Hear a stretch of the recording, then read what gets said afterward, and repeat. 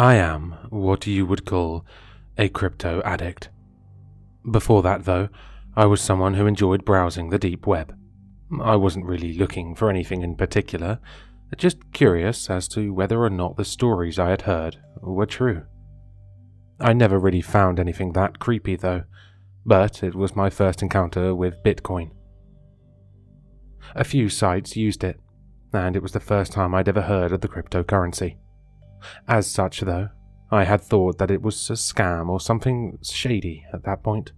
This was back in the years of 2012 to 2014, so, as you can imagine, I'm really kicking myself for thinking that and not buying a few coins. My interest in the deep web waned over time, but around the year 2017, I began reading about cryptocurrency and that oh-so-shady thing Bitcoin on mainstream news outlets. That's when I made a deeper dive into the world of crypto. My goal at the beginning was to just earn enough money to pay off student loans. Of course, nothing was ever that easy. I had made nearly every single mistake you could make while buying crypto. Once I lost my seed phrase. I've sent crypto to the wrong wallet by mistake. I FOMO'd and sold at a loss countless times. Twice I've been fooled by pump and dump schemes. Despite all of this, my net monetary change from buying into crypto has still been positive overall. That's mainly because I wised up over the years and made back the money I lost and then some. Of course, every time I hear about a random coin going up 20 times in price, I do wish I would have seen the opportunity. But I know most of these coins probably don't have much value or long-term prospects. I invest in safe projects, but of course, like almost anyone else, I've been on the lookout for the next big thing. You know, the next big project that's going to the moon, so to speak.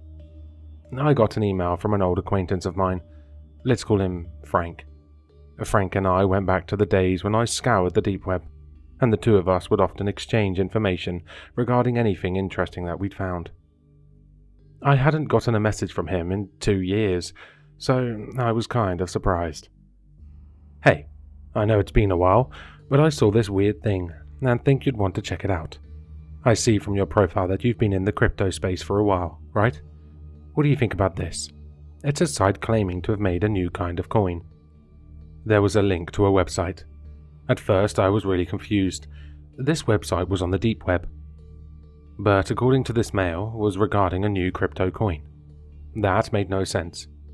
When you made a new coin, one of the first things you wanted to do was get as many people in on the project as possible. Making all information about your new coin exclusive to the deep web was a guarantee that it would probably never take off. Then again, maybe they were making some sort of super secure coin, which the government couldn't trace, so they kept it on the down low. Regardless, I decided to check out the link. The website was honestly nothing to write home about. It was decently organized, but was rather plain. It looked like a web page from 2007. This was definitely the wrong thing to do if you wanted people to be interested in what you were doing, or convincing them that you had a great new idea for something. There wasn't even too much information on the site about the coin itself, with most of it linking to a video they had made. There was a forum, but accessible only to members. Guessing there was nowhere else to go, I went ahead and clicked on the video. It showed a dark room with a desk right in the middle. Someone walked in, wearing a white mask and a dark hoodie. As he spoke, his voice was distorted, so he was clearly using a filter of some sort. Greetings. Thank you for your interest in our new project, one by which we hope to revolutionize the very concept of cryptocurrency and blockchain technology. I have long since been a member of the crypto space, but I consider myself to be an environmentalist first. You must have already heard about the environmental impact that mining cryptocurrency has. Many people have spoken about that. As such, we wanted to look for a way to solve this problem. A solution quickly came to me, but it was a bit of an unorthodox one. You see, I am a man of many interests, and the occult was one of them. One thing I have always been told was that spirits, demons, and what have you, They always know everything going on in the world. They don't follow the normal laws of physics either. It was at this point that I began frowning. What on earth was this? Was this guy really talking about ghosts and spirits in a crypto video? I thought that it might be possible to use this to our advantage. You see, a spirit can theoretically solve a problem in an instant. Time works differently for them, and the best part is the environmental impact is nil. I was just about ready to turn this off at this point. What kept me going was a mild curiosity regarding where this guy was going. This had to be some sort of scam, right? But what was the scam? Was he going to ask for a donation first, or was he trying to install malware on my computer? I mean, he must have made this video for a reason, right? I just wanted to know what the scam was so I could tell Frank. I searched around in many books on the occult until I came upon them. They do have a name, but not one that you can speak freely in this tongue. Suffice it to say that certain supernatural creatures are willing to help us and mine our coin for us. Now, of course, you must be thinking that such thing isn't worth your soul. Rest assured, though, that these creatures don't want our souls, simply our bodies. I told them that, in that case, they should buy us all a round of drinks first. He chuckled at his own joke. Anyway, the idea is simple. You, as a human, can rent out your body for a small portion of the day. In exchange, these creatures will mine coins for you. That's right. I managed to connect the spirit realm with the internet so that they can mine cryptocurrency for us. Right now, we are starting out with mining Bitcoin by this method to test it out, but we will release our own project very soon. I can say, though, that I am quite excited by the potential of our upcoming coin, as it will be mined only by these entities. All information would be held not only on the internet, but within the spirit realm as well. So even if every database on Earth was wiped clean, we could still recover the data. For now, though, we are just seeing how easy it is to mine Bitcoin using this method. If you're interested in renting out yourself, you can go ahead and sign the contract given on our site. If you're interested in simply buying some of our own coins when our new project will be released by conventional methods, please stay tuned for further updates. Thank you. The video ended at that, and I was left confused. Making all this would have taken some cash and some time, so was it really all just a hoax? How were they planning on making money out of this? With no further information available, I checked out their forums, but that was only open to people who had signed their contract for now. I took a look at this contract. It was needlessly long and annoyed me because I know there was no way that a site like this could ever take anyone to court if the contract was violated. So what was the point? The gist of the whole thing was that you would agree to rent out your body for a time, ranging from 1 to 10 hours a day. In exchange, you would get a set amount of Bitcoin per day, with it increasing depending on how long you rented yourself out. Let's say you got X amount for an hour. Then you'd get 20 times X for 10 hours. Clearly, it was designed for people to choose the maximum amount of time possible. Frustrated, I put down my selection as 1 hour and hit accept. A message popped up. This contract will be valid for 1 year and cannot be cancelled before then. Are you sure you want to accept?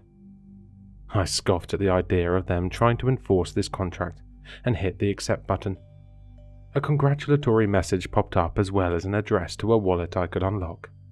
Disappointed, I browsed the site a bit more and saw nothing to explain what it really was. I could only chalk this all up to a very elaborate hoax. The next day I went about my day as usual, when something odd happened as I left my driveway. I found myself in my office an instant later. If I had been paying a little bit more attention at the time, I would have noticed that I had lost exactly 1 hour. But I wasn't, I had zoned out while driving to work occasionally, but not when I was entering the building. I chalked it up to me just having a long daydream though. Things didn't worry me. Not yet, at least. Something similar happened the next day, though I had some trouble noticing this, as it happened when I was chilling at home, and I just thought I'd lost track of time as the sky suddenly became a lot darker. The third day, though, it happened at work. I was in a meeting, and then it was over, and I was at my desk. On one hand, I was happy to be able to skip that meeting, but also, I knew I was losing my mind.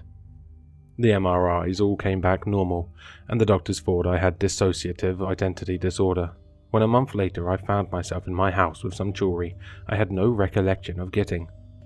I learned the next day that one of my neighbors had been mugged, but I didn't know who it was. That day, I suddenly found myself in a park with a shard of glass on my shoulder. I learned that someone had smashed another neighbor's car. Fed up with this, I installed cameras around the house to watch me. And that night, I saw myself leave the house and come back later with some cash. Cash I must have stolen. Yeah, I learned someone's house had been broken into the day after that. I finally put 2 and 2 together and went back to the website. I hadn't checked my wallet, but it had a substantial amount of Bitcoin now. Clearly, this thing hadn't been a hoax. They wouldn't be paying me if they weren't getting something out of it. Whatever entity chose to inhabit my body started out by just mimicking what I normally did, but it was clear it was getting more and more daring with the theft and vandalism it was doing. I read up that long contract again, and I saw no termination clause. I can't exactly communicate with this thing that takes control of me, and even if I could, I have a feeling that it doesn't want to leave. Forum posts on that site are of no help, as a few people seem to be in the same boat as me but have no idea what to do. The site doesn't have a customer service section, to no surprise. Based on what I've read of the contract, the entity can't hurt me or my property, or do a crime that would lead me to getting arrested, or the such. But it can do crime, as long as it makes sure that I'm not caught later on. Anyway, I highly doubt it wants me to be arrested. It would not have as much fun as when I'm free to roam around. In the end, though, I realized that I couldn't live like this. There was nothing else to do but wait for my contract to expire. So, I've moved to a very remote area, where there are few people around. I'm glad for that, so that the thing can't harm anyone else. I've even had to give my dog away to my parents for the time being. I don't know if she'd count as my property, but I don't want that thing hurting her one day. I read on a forum post on that site of someone who found themselves with blood on their hands after a blackout, and that they were freaking out while wondering whose it was. It's obviously much worse for those who rented out their bodies for several hours. I guess I should be thankful I only agreed to an hour. I've quit my job, and I only go to town to get supplies when the hour is up. I thought about maybe tying myself up so I can't get out, but I'd still need to do things like go to the bathroom, and that sounds like a terrible way to live. It's been 3 months total, and there are 9 left. The coins I keep getting are enough to pay my living expenses, thankfully. I might have had to rent myself out for longer if that wasn't the case. I'm writing this because I was curious if there's a lawyer among you who might be willing to read over the contract I agreed to. If every contract has a loophole, I'd be happy if you could find one in this one. I can't go to a regular attorney, of course, given no one would believe me. I mean, where would I even go to dispute this? But if there's someone among you who is experienced with dealing with supernatural contracts, please do contact me. If possible, I would also prefer if you could accept payments in Bitcoin.